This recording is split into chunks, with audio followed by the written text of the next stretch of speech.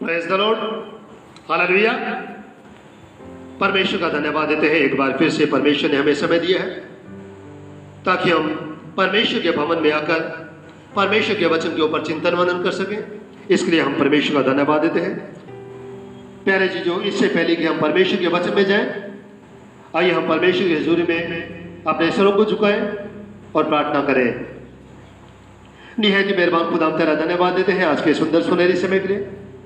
तूने समय दिया है ताकि एक बार फिर हम तेरे भवन में आकर खुदा तेरे वचन के ऊपर चिंतन मनन कर सके। वचन देना, वचन के भेद उजागर करना होने जो खुदा मैं नहीं बल्कि तेरा पवित्र आत्मा मुझ में होकर बातचीत कर सके। मांग लेते हैं प्रार्थना तेरे बेटे हमारे खुदा यीशु मसीह के मधुर और मीठे नाम से सुन और ग्रहण कर, आमीन। प्यारे जी, जो लास्ट संडे हम परमेश्वर के पवित्र वचन में से दानियेल की पुस्तक 4 अध्याय इसकी 27वीं आयत के ऊपर चिंतन मनन कर रहे थे और हमने इसमें देखा 27वीं आयत में परमेश्वर अपने दास दानियेल के द्वारा नबूकदनेस्सर राजा को एक सलाह देता है और दानियेल राजा के पास कहता है, हे राजा, मेरी सम्मति स्वीकार कर कि यदि तू पाप छोड़कर धर्म करने लगे और अधर्म छोड़कर दीनहीनों पर दया करने लगे तो संभव है ऐसा करने से तेरा चैन बना रहे। हालेलुया। प्यारे जी, जो हम देखते हैं कि नबूकदनेस्सर राजा ने जो स्वप्न देखा था उस स्वप्न का अर्थ दानियेल नबूकदनेस्सर राजा को बताता है और कहता है कि हे महाराज, मेरी ये सम्मति स्वीकार कीजिएगा। मेरी ये सलाह है आपके लिए। मेरी सलाह यह है कि यदि तू पाप छोड़कर, वचन कहता है कि यदि तू पाप छोड़कर धर्म करने लगे और अधर्म छोड़कर दीनहीनों पर दया करने लगे तो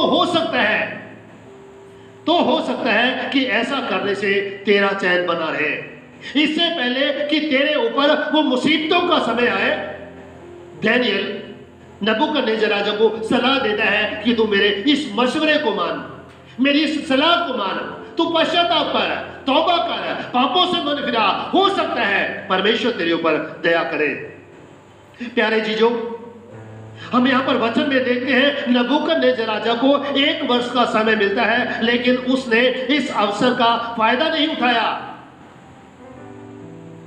और जब हम 28-29 आयत पढ़ते हैं और 28-29-30 आयत पढ़ते हैं तो यहाँ पर लिखा है, यह सब कुछ नबूकदनेस्सर राजा पर घट गया। हालेलुया। जो स्वप्न नबूकदनेस्सर राजा ने देखा था वो स्वप्न राजा के ऊपर घट गया और 12 महीने के बीतने पर जब वह बेबीलोन के राजभवन की छत पर टहल रहा था तब वह कहने लगा, क्या यह बड़ा बेबीलोन नहीं है जिसे मैं ही ने अपने बल और सामर्थ्य से राजनिवास होने को और अपने प्रताप की बढ़ाई के लिए बसाया है। यहाँ पर नबूकदनेस्सर राजा एक दिन अपने छत के ऊपर टहला था और उस तमाम बेबीलोन को देखकर उसके मन में घमंड आ गया। कहता है कि क्या ये वो बेबीलोन नहीं है जिसको मैंने बसाया है। और प्यारे जी, जो परमेश्वर के वचन में लिखा है प्रोवर्ब्स 16 वर्स 18 में, नीति वचन 16 की 18 में लिखा है, विनाश से पहले गर्व और ठोकर खाने से पहले घमंड आता है। और ठीक इसी तरह का घमंड इस राजा के जीवन में आया, नबूकदनेस्सर राजा के जीवन में आया। और ये राजा कहता है, क्या यह बड़ा बेबीलोन नहीं जिसे मैं ही ने अपने बल और सामर्थ्य से राज्य निवास होने को और अपने प्रताप की बढ़ाई के लिए बसाया है। हालांकि यह साम्राज्य परमेश्वर की ओर से नबूकदनेस्सर राजा को मिला था, लेकिन इसने परमेश्वर को महिमा नहीं दी कि परमेश्वर की सामर्थ्य से मैं इस साम्राज्य का अधिकारी बना, लेकिन वो महिमा ये खुद अपने आप को दे रहा है। और प्यारे जी, जो परमेश्वर का वचन कहता है, विनाश से पहले गर्व और ठोकर खाने से पहले घमंड आता है। और इसी तरह का घमंड शैतान के मन में भी आया था, जिसका वर्णन हम प्रकाशित वाक्य की पुस्तक और उसके 12वां अध्याय यदि हम पढ़े, इसकी 7 आयत से लेकर 9 आयत तक पढ़े तो यहाँ पर लिखा है, शैतान के मन में भी घमंड आ गया और स्वर्ग में लड़ाई हुई। मीकाएल और उसके दूत शैतान और उसके दूतों से लड़ने को गए और वो विजयी हुए। शैतान के दूत हार गए और उनके लिए स्वर्ग में जगह नहीं रही और उनको जमीन पर पटक दिया गया। और इसी का वर्णन यशाया की पुस्तक इसका 14वां अध्याय इसकी 13 और 14 आयत पढ़े तो यहाँ पर वचन में लिखा है, यशाया 14 13 और 14 में लिखा है, तो मन में कहता तो था मैं स्वर्ग पर चढ़ूंगा, मैं अपने सिंहासन को ईश्वर के तारागणों से अधिक ऊंचा करूंगा और उत्तर दिशा की छोर पर सभा के पर्वत पर विराजूंगा। मैं मेघों से भी ऊंचे ऊंचे स्थान पर चढ़ूंगा, मैं परम प्रधान के तुल्य हो जाऊंगा। अहंकार समा गया। कहता है कि मैं अपने सिंहासन को परमेश्वर के सिंहासन से भी ऊंचा करूंगा और मैं परम प्रधान के तुल्य हो जाऊंगा, परमेश्वर के समान हो जाऊंगा। घमंड आ गया और इसी घमंड के चलते परमेश्वर ने शैतान को स्वर्ग से जमीन के ऊपर पटक दिया, जिसका वर्णन यहेजकेल की पुस्तक 28 अध्याय 17 आयत में हम देखते हैं। वचन में लिखा है यहेजकेल 28 की 17 में, सुंदरता के कारण तेरा मन फूल उठा और वैभव के कारण तेरी बुद्धि बिगड़ गई थी, मैंने तुझे भूमि पर पटक दिया। हालेलुया। परमेश्वर का वचन कहता है वैभव के कारण तेरी बुद्धि बिगड़ गई थी और परमेश्वर कहता है इसलिए मैंने तुझे पटक दिया है। प्यारे जीजो, शैतान के जीवन में घमंड आ गया और इसीलिए परमेश्वर ने शैतान को स्वर्ग से जमीन के ऊपर पटक दिया और उसके लिए स्वर्ग में जगह नहीं रही। ठीक इसी प्रकार का घमंड उजिया राजा के जीवन में आया था और उजिया राजा के जीवन के बारे में परमेश्वर का वचन कहता है, दूसरा इतिहास इसका 26वां अध्याय 16 आयत में कहता है, परंतु जब वह सामर्थी हो गया तब उसका मन फूल उठा और उसने बिगड़कर अपने परमेश्वर यहोवा का विश्वासघात किया, अर्थात वह धूप की वेदी पर धूप जलाने को यहोवा के मंदिर में घुस गया। हालेलुया। हालांकि ये काम याजकों का था, ये काम महायाजकों था, महायाजकों का था कि वो परमेश्वर के भवन में जाकर जो धूप की वेदी है उसके ऊपर धूप जलाए, लेकिन राजा होने की वजह से उसके मन में अहंकार आ गया, उसके मन में घमंड आ गया और घमंड आने की वजह से जो याजकों का काम था, जो महायाजकों का काम था, वो खुद करने लगा और परमेश्वर ने इस राजा को इसकी सजा दी और सजा ये दी कि परमेश्वर ने इस राजा को कोड़ी कर दिया। हालेलुया। और यदि हम दूसरा इतिहास इसका 32वां अध्याय इसकी 24 आयत से लेकर 25 आयत तक पढ़े तो यहां पर हम वचन में देखते हैं, हिजकिय्याह राजा के जीवन में भी घमंड आ गया और उसका मन फूल उठा, जिसके कारण परमेश्वर का क्रोध यहूदा और यरूशलेम के ऊपर भड़क उठा। यदि हम दूसरा इतिहास इसका 32वां अध्याय इसकी 26 आयत पढ़े तो यहां पर लिखा है, तब हिजकिय्याह यरूशलेम के निवासियों समेत अपने मन के फूलने के कारण दीन हो गया।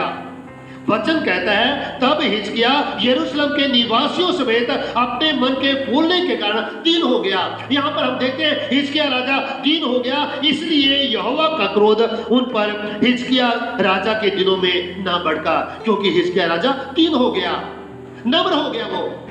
लेकिन प्यारे जीजो, हम नबूकदनेस्सर राजा के बारे में देखते हैं। दानिय्येल राजा को सलाह देता है, मशवरा देता है और दानिय्येल राजा को कहता है कि यदि तू पाप छोड़कर धर्म करने लगे और अधर्म छोड़कर दीनहीनों पर दया करने लगे तो संभव है कि ऐसा करने से तेरा चैन बना रहे।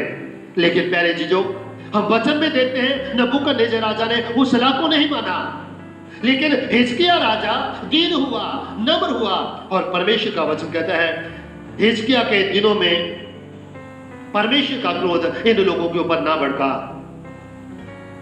लेकिन नबूकदनेस्सर राजा के ऊपर परमेश्वर का क्रोध भड़का क्योंकि उसने अपने आप को दीन नहीं किया, नम्र नहीं किया, पश्चाताप नहीं की, तौबा नहीं की और परमेश्वर का क्रोध इस राजा के ऊपर भड़क उठा और परमेश्वर ने इस राजा की बुद्धि भ्रष्ट कर दी और इसका स्वभाव जानवरों के समान हो गया। दूसरी बात हम देखते हैं प्रोस्पेरिटी, समृद्धि। जब नबूकदनेस्सर राजा की समृद्धि बढ़ गई, उस समृद्धि के बढ़ने से इसका मन फूल उठा। और यदि हम सुलेमान राजा के जीवन के बारे में देखें तो जब सुलेमान की भी समृद्धि बढ़ गई तो उसके पास भी बहुत सारा धन दौलत रुपया पैसा हो गया। तो इसने बहुत सारी अन्य जाति औरतों के साथ वैवाहिक संबंध स्थापित कर लिए। और वचन बताता है कि इसकी 700 रानियां और 300 रखेलियां थी। और पहला राजा 11वां अध्याय इसकी 4थी आयत में वचन कहता है, पहला राजा 11:4 में, अतः जब सुलेमान बूढ़ा हो गया तब उसकी स्त्रियों ने उसका मन पराये देवताओं की ओर बहका दिया और उसका मन अपने पिता दाऊद के समान अपने परमेश्वर यहोवा पर पूरी रीति से लगाता रहा। हालेलुया। वचन कहता है कि जब दाऊद बूढ़ा हो गया तो इसकी उन औरतों ने, उन पत्नियों ने जो अन्य जातियों की थी, दाऊद राजा का मन अपने देवी देवताओं की ओर आकर्षित कर लिया। और दाऊद राजा, सुलेमान बादशाह उन तमाम जो औरतें थी, विदेशी औरतें थी, अन्य जातियां औरतें थी, उनके देवी देवताओं के मंदिर बनाकर उनके मंदिरों में जाने लगा और उनके देवी देवताओं के आगे दंडवत करने लगा। और जिसकी वजह से परमेश्वर इस राजा से बहुत खफा हुआ। और पहला राजा इसका 11 अध्याय इसकी 6वीं आयत में लिखा है, इस प्रकार सुलेमान ने वह किया जो यहोवा की दृष्टि में बुरा है। सुलेमान राजा ने वो काम किया जो परमेश्वर की नजर में बुरा है। वैभव के कारण, समृद्धि के कारण इस राजा का मन भी फूल उठा। और होशे की पुस्तक में लिखा है 13वां अध्याय 6वीं आयत में लिखा है, परंतु जब इस्राएली चराए जाते थे वे तृप्त हो गए, तब तृप्त होने पर उनका मन घमंड से भर गया। हालेलुया। वचन कहता है जब इस्राएली लोग चराए जाते थे और वो लोग तृप्त हो गए, उनके जीवन में किसी चीज की कमी घटी नहीं रही, तो वचन कहता है तब तृप्त होने पर उनका मन घमंड से भर गया और इस कारण वे मुझे भूल गए। परमेश्वर कहता है इस वजह से ये लोग मुझे भूल गए। ठीक इसी तरह से नबूकदनेस्सर राजा भी, उसके मन में भी घमंड आ गया और जो महिमा परमेश्वर को देनी चाहिए थी वो परमेश्वर को ना देकर वो खुद अपने आप को महिमा देता है। प्यारे चीजों, हम परमेश्वर के वचन में देखते हैं 31वीं आयत में लिखा है, यह वचन राजा के मुंह से निकलने भी न पाया था।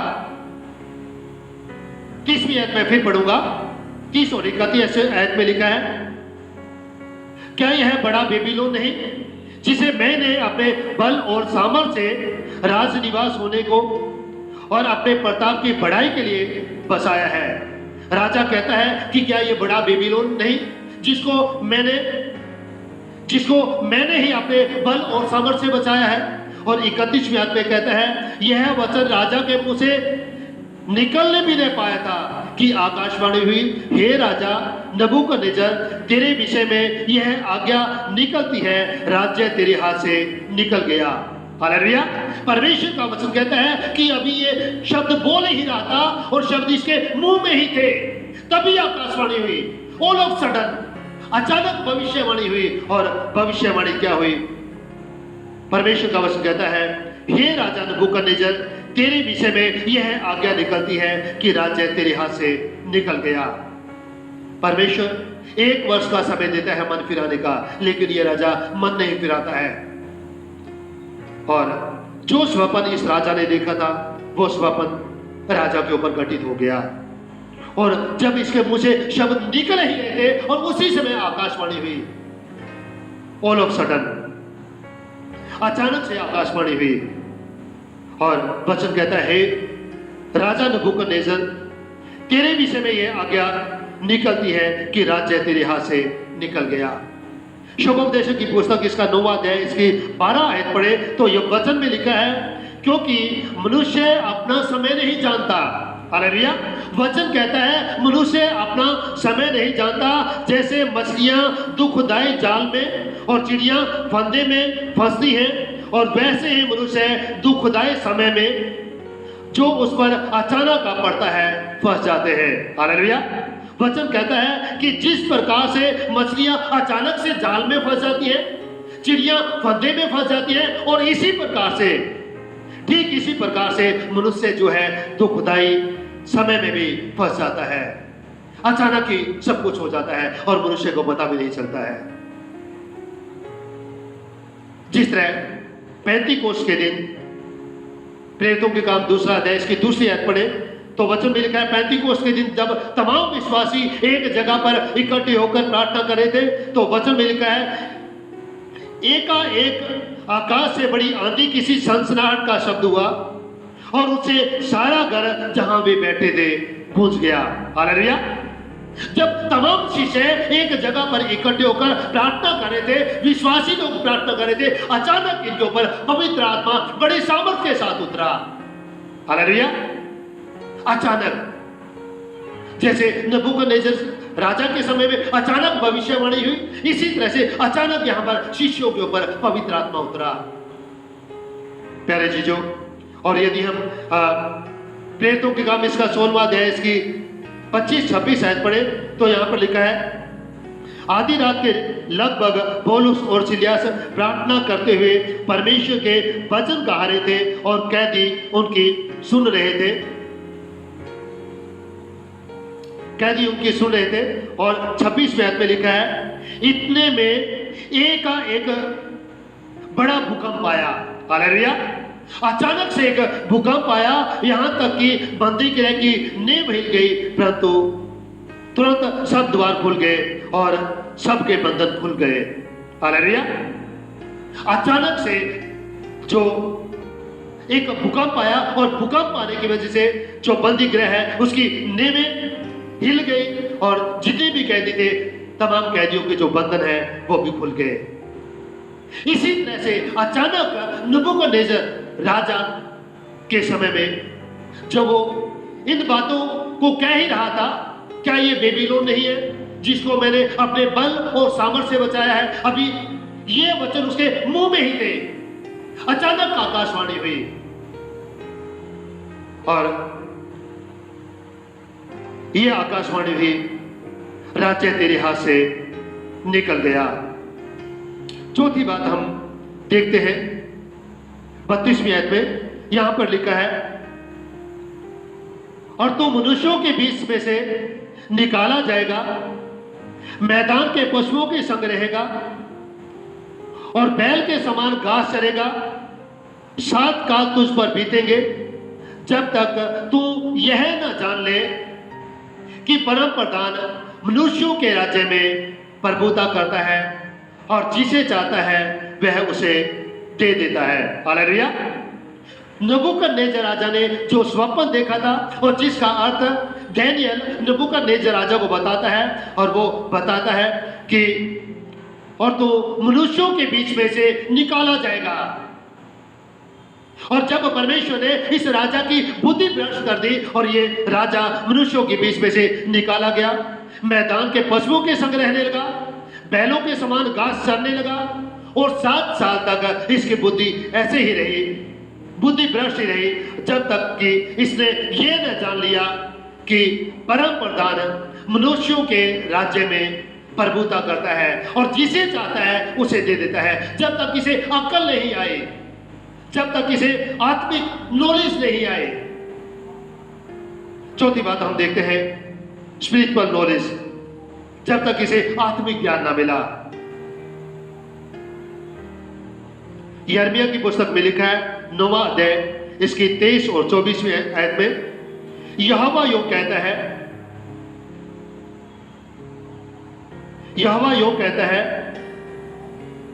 बुद्धिमान अपनी बुद्धि पर घमंड ना करे, न वीर अपनी वीरता पर, न धनी अपने धन पर घमंड करे।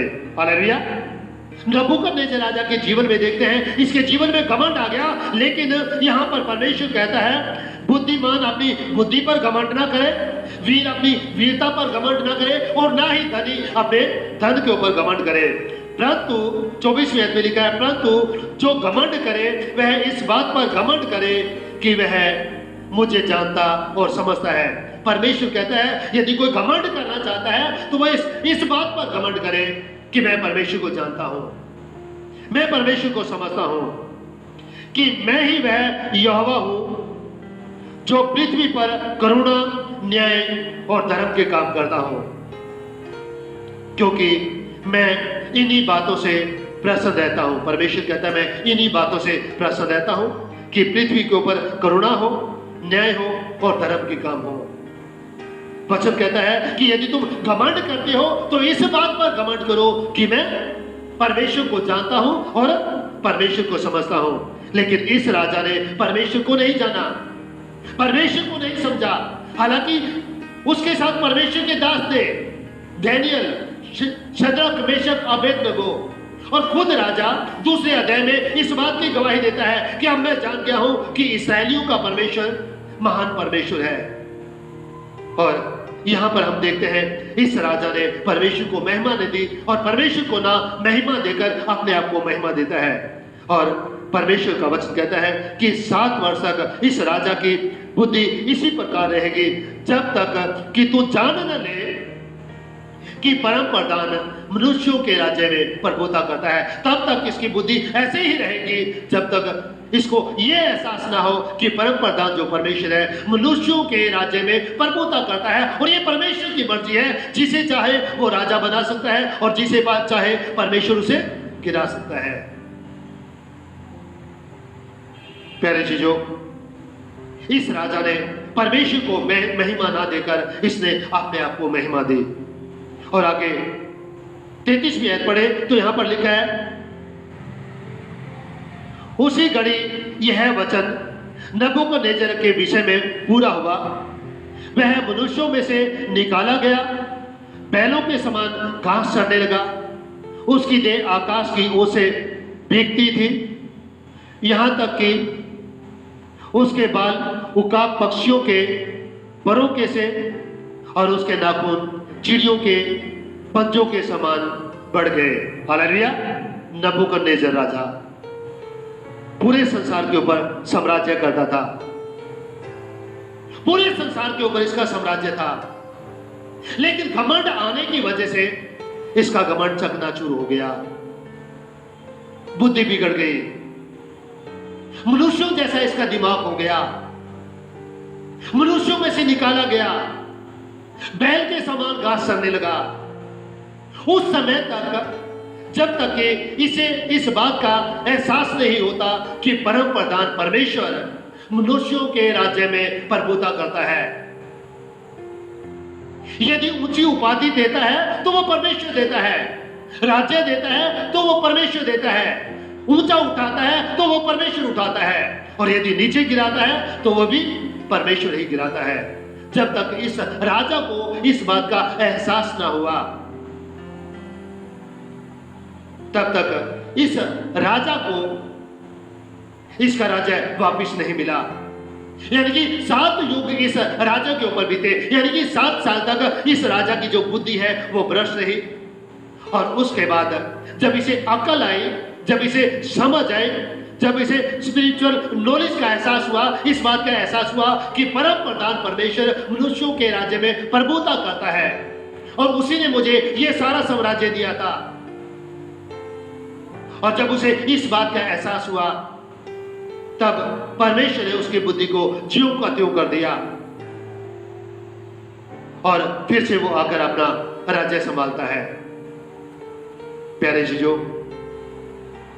आज परमेश्वर अपने कलाम के द्वारा हमें भी यही सिखाने की कोशिश करता है। उपाधियां, ऊंचे पद, ऊंची कुर्सी, ये सब कुछ परमेश्वर की ओर से है। और जब परमेश्वर हमें इज्जत देता है, मान सम्मान देता है, तो हमें उस परमेश्वर की कदर करनी चाहिए, उस परमेश्वर को महिमा देनी चाहिए, उसका जलाल अपने जीवन के द्वारा जाहिर करना चाहिए। हमारे अंदर घमंड नहीं आना चाहिए। जैसा यहां पर यिर्मयाह की पुस्तक में यिर्मयाह कहता है, परमेश्वर यिर्मयाह के द्वारा कहता है, बुद्धिमान अपनी बुद्धि पर घमंड ना करे। जो बुद्धिमान है वो इस बात पर घमंड ना करे कि मैं बुद्धिमान हूं, और जो वीर है वो अपनी वीरता पर घमंड ना करे कि मैं बड़ा ताकतवर हूं, मैं बड़ा वीर हूं। और ना ही जो धनवान है, जो धनी है, अपने धन पर घमंड करे। यदि हमें घमंड करना है तो हम इस बात पर घमंड करें कि मैं प्रभु यीशु मसीह को जानता हूं, मैं प्रभु यीशु मसीह का बेटा हूं, मैं प्रभु यीशु मसीह को समझता हूं। यदि हमें घमंड करना है तो हम इस बात पर घमंड करें। परमेश्वर इन वचनों के द्वारा हम सभी को आशीष दे, बरकत दे और होने दे कि आज का वचन हम सभी के जीवन में 30 गुना, 60 गुना, 100 गुना फल आने वाला उसके। आइए हम परमेश्वर की हजूरी में अपने सरों को झुकाएं और प्रार्थना करें। निहायत ही मेहरबान खुदा, हमने एक बार फिर तेरे सामने नतमस्तक होते हैं, अपनी आरज़ुएं, अपनी मिन्नतें तेरे पास लेकर आते हैं। तो वो जीवित परमेश्वर है जो सदा रहम फरमाता है। हम सभी पर रहम करो, दया करो, अनुग्रह करो प्रभु। होने दो खुदा तेरे अनुग्रह की दृष्टि हम पर बनी रहे, हम तेरे अनुग्रह में बढ़ते चल जाए प्रभु जी।